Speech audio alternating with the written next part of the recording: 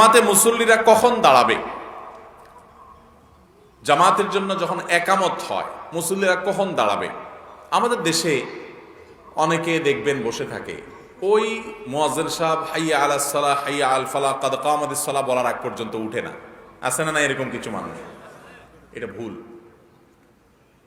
বিভিন্ন কিতাবে আছে কাদ কামাতিস সালাহ হাইয়া সালাহ ফালাহ বলার সময় দাঁড়ানোর কথা, কিন্তু এটা হলো শেষ সীমানা, মানে এটা হলো এরপরে আর বসে থাকা যাবে না। এর মানে এই না যে ওই টাইমে গিয়ে আপনি দাঁড়াবেন, বরং যখন দাঁড়াইলে কাতারটা সোজা করতে সুবিধা হয় তখনই দাঁড়াইতে হবে। ইমাম সাহেব দাঁড়ায় যাচ্ছে, মুয়াজ্জিন সাহেব দাঁড়ায় গেছে, আপনি বুঝতে পারতেছেন এখন কাতার সোজা হবে, আপনি তখনই দাঁড়ায় যান। তাহলে আপনি কাতার সোজা করবেন, ডানে বামে আঁকা বাঁকা আছে কিনা দেখবেন। এটা তো গুরুত্বপূর্ণ অংশ, নামাজের অংশ কাতার সোজা করা। আপনি একবার শেষ মুহূর্তে উঠলে কিভাবে কাতার সোজা করবেন? তো এই জন্য ওই হাইয়া আলাস সালাহ হাইয়াল ফালাহ বা কাদ কামাতিস সালাহর জন্য বসে থাকা, ওর আগে দাঁড়ানো যাবে না, ওই টাইমে দাঁড়ানো উত্তম। এটা যারা মনে করছেন তারা ভুল করছেন। এটা হলো শেষ সময়, কিন্তু আগে থেকে দাঁড়িয়ে যেতে পারেন বা দাঁড়িয়ে যাওয়া উচিত।